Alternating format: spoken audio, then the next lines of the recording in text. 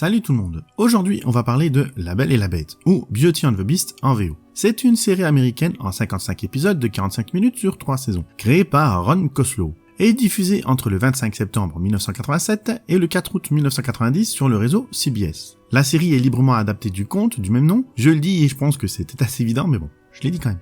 En France, les 2 premières saisons ont été diffusées du 12 novembre 1988 au 12 janvier 1991 sur La 5, en seconde partie de soirée. Puis, rediffusées mais pas complètes en 1994 dans La Une est à vous sur TF1, les épisodes inédits de la saison 3, eux, sont passés en 1996 sur TMC. Et une autre rediffusion des 2 premières saisons a été faite du 3 octobre 1998 au 30 novembre 1999 sur M6, et la dernière rediffusion a été faite du 6 novembre 2003 au 22 janvier 2004 sur Jimmy.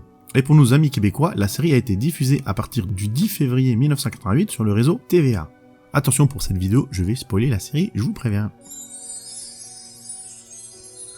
Catherine Chandler, jouée par Linda Hamilton, c'est une avocate d'entreprise qui travaille dans le cabinet de son père. Elle est enlevée, battue, lacérée et laissée pour morte à Central Park, parce qu'elle a été confondue avec Carol Stabler, jouée par Ava Lazar. Elle est sauvée et soignée par Vincent, joué par Ron Perlman, un homme bête mystérieux, au visage de lion, qui vit dans les souterrains de New York au sein d'une société secrète composée de marginaux qui le protègent. Une relation amoureuse va naître entre Catherine et Vincent. Catherine va changer de métier suite à ces événements et elle quitte son cabinet d'avocat pour aller travailler avec le procureur du district de Manhattan.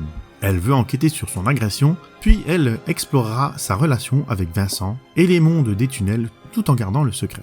Le monde d'en bas est dirigé par Jacob Wells, dit Père, joué par Roy Doctrice. C'est le père adoptif de Vincent. C'est un ancien médecin qui a quitté le monde d'en haut. Il a été victime d'une erreur judiciaire et on lui a retiré son permis d'exercer la médecine. C'est à cause de ça qu'il s'est réfugié dans les mondes d'en bas et il est aidé par Marie, jouée par Helen Geer, la matriarche et sage-femme du monde d'en bas. C'est une femme généreuse qui aide tout le monde sans distinction. Paracellus, joué par Tony Jay, de son vrai nom John Pater, était un scientifique et ami de Jacob Wells, avec qui il a aidé et organisé le monde d'en bas. Mais il pète un plomb et veut prendre le pouvoir sur les gens des tunnels. Il est écarté par Wells, mais essaye de convaincre Vincent de le rejoindre. Puis Catherine va sauver Vincent de ses démons intérieurs. Mais elle est kidnappée par un homme nommé Gabriel, joué par Stephen McHattie, le chef impitoyable d'une immense entreprise criminelle et plus grand trafiquant de drogue de la côte Est, sur lequel elle va enquêter. Elle sera tuée juste un peu après avoir accouché du fils de Vincent. Retenu en otage par Gabriel, Joe Maxwell, joué par Jay Akovan, embauche Diana Bennett, jouée par Joe Anderson, une profileuse de la police, qui enquête sur les cas inhabituels dépassant le cadre de la police normale, pour trouver l'assassin de Catherine. Son enquête la conduira à Vincent, devenu sombre et obsédé par le deuil de Catherine. Ron Koslow a donc voulu adapter le conte de fées La Belle et la Bête au petit écran. Mais son inspiration pour ce projet vient d'un vieux film français qui adaptait déjà les contes en 1946. C'est le film de Jean Cocteau, qui lui aussi s'appelle La Belle et la Bête. Les liens entre les deux sont quand même vachement ténus, car la version de Koslow retranscrit toute l'action dans les années 80, et une partie des intrigues du conte passera à la trappe, alors que le film de Cocteau, lui, la respecte beaucoup plus sérieusement. Un écrivain très peu connu à l'époque a écrit 11 épisodes pour la série. Puis par la suite, il s'est fait connaître avec l'un de ses livres nommé A Song of Ice and Fire, qui sont ensuite devenus la petite série Game of Thrones. Et oui, George R.R. Martin était scénariste et producteur de la série, et il a fait un caméo dans l'épisode 18 de la saison 1. Le maquillage de la bête a été conçu par un spécialiste du sujet à Hollywood. C'est Rick Baker qui l'a créé. Et c'est d'ailleurs Baker qui a voulu l'acteur Ron Perlman pour ce rôle. Il a vraiment insisté lourdement et s'est battu bec et ongle pour l'avoir. Car il avait vraiment aimé son acting dans les précédents films où il était aussi beaucoup maquillé. Il était convaincu que si Perlman acceptait, il savait dans quoi il s'embarquait, car les rôles maquillés de cette sorte sont très compliqués à faire pour les acteurs. Perlman a une peau très sensible. Baker a dû mettre au point des méthodes qui n'irriteraient pas sa peau. Il fallait 4 heures pour appliquer le maquillage et grimer Ron en Vincent. Les deux sont restés amis depuis. Perlman est aussi devenu ami avec Matt McCollum, qui était sa doublure cascade sur les tournages de la série. Et tout ça a failli ne jamais arriver, car Ron Perlman était sur le point d'arrêter sa carrière d'acteur, car il ne trouvait plus de rôle. Il était sur le point de devenir chauffeur de limousine, quand on lui a proposé le rôle, qu'il a de suite accepté. Et il lui a aussi permis d'obtenir un Golden Globe Award du meilleur acteur dans une série télé en 1989. Et ce rôle atypique a amené Ron à refuser de nombreuses demandes de promotion de produits où on lui demandait de porter son costume de Vincent pour faire de la pub. Il a déclaré que son personnage et lui n'étaient pas là pour être exploités.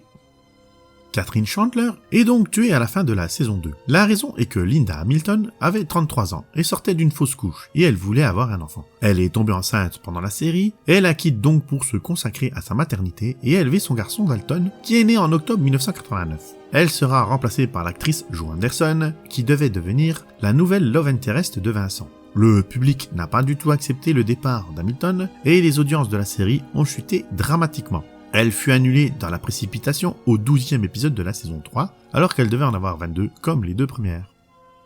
George R.R. Martin a déclaré en interview au Festival international du film de Toronto que les meilleurs épisodes de la série étaient dans les 2 premières saisons, et il a attribué le déclin de la série au départ de Linda Hamilton. Et il a aussi dit que la chaîne interférait trop dans la production de la série, car elle voyait monter la concurrence de la série La Fête à la Maison de 1987, qui était un trop gros concurrent dans la même tranche horaire que la série La Belle et la Bête.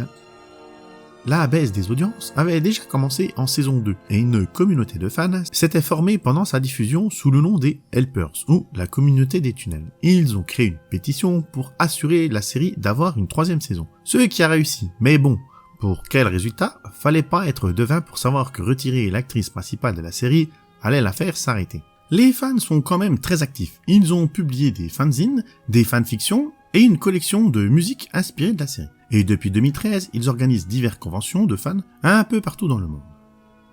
La série a reçu pas mal de prix, malgré sa durée assez courte. Donc, en plus du Golden Globe de Birdman en 1989, elle a reçu un Primetime Award en 1988 pour meilleur acteur dans une série télévisée dramatique. Le même a été reçu donc en 1989.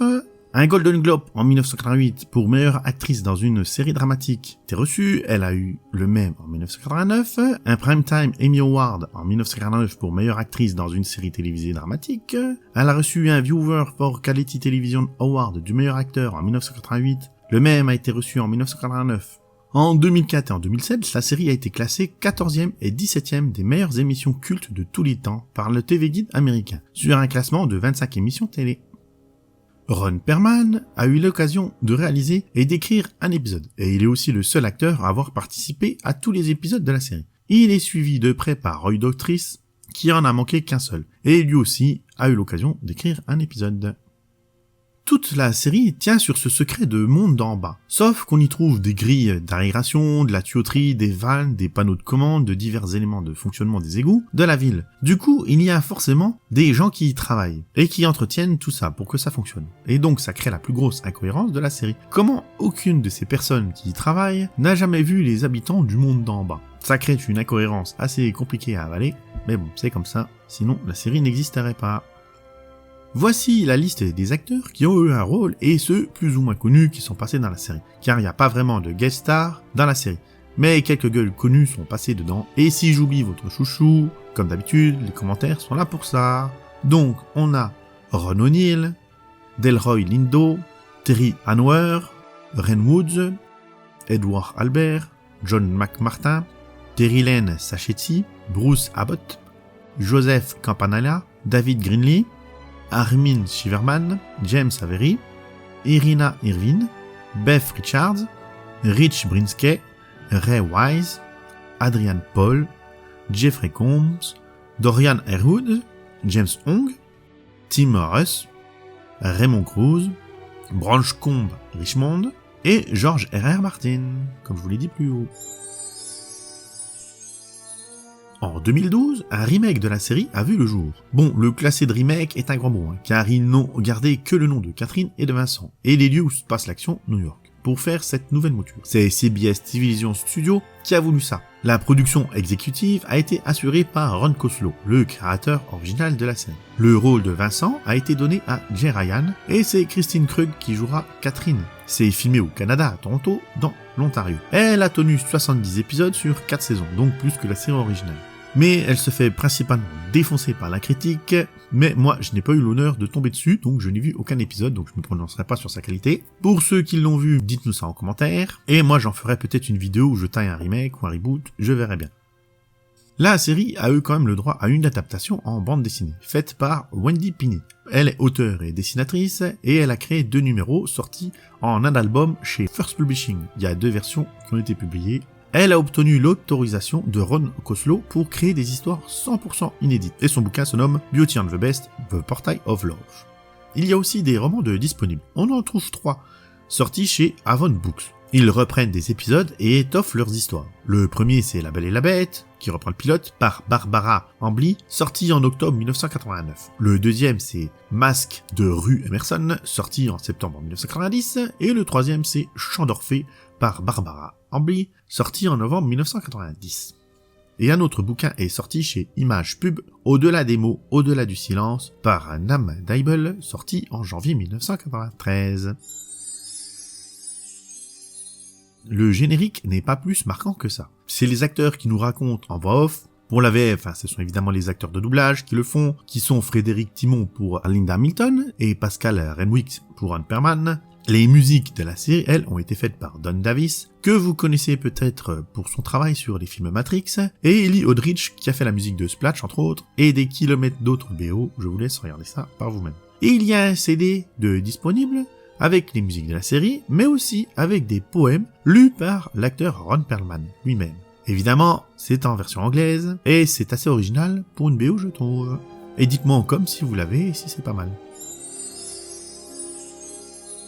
Voilà pour cette série. J'avoue avoir peu de souvenirs d'elle à l'époque, mais Vincent m'avait marqué avec sa tête de lion. Là, elle est disponible sur YouTube, c'est mis à disposition par Franklin, lien de ses playlists en description comme d'habitude, donc pas d'excuse pour la trouver. Elle existe aussi en DVD, mais à des prix complètement délirants. La version import est moins chère, mais attention, il n'a pas la VF dedans, donc à réserver aux anglophones. Elle n'est pas disponible sur une plateforme de streaming, à l'heure où j'écris cette vidéo. Il n'y a pas vraiment de produits dérivés, à part quelques posters et photos, mais rien de spécial, donc c'est pour ça que j'en ai pas fait une section à part. Ou alors j'ai pas trouvé, vu qu'il y a énormément de trucs Disney quand on tape La Belle et la Bête ou qu'on cherche le titre de la série, on tombe quasiment que sur des trucs de Disney, donc c'est peut-être noyé au milieu. Dites-moi ça en commentaire si vous le savez. Et dites-moi aussi ce que vous pensez de cette série. Oubliez pas les pouces, les abonnements, les partages, les abos soutiens et les super merci si vous voulez soutenir la chaîne et voir les vidéos à l'avance. Et moi je vous dis à plus pour une autre vidéo. Bye bye.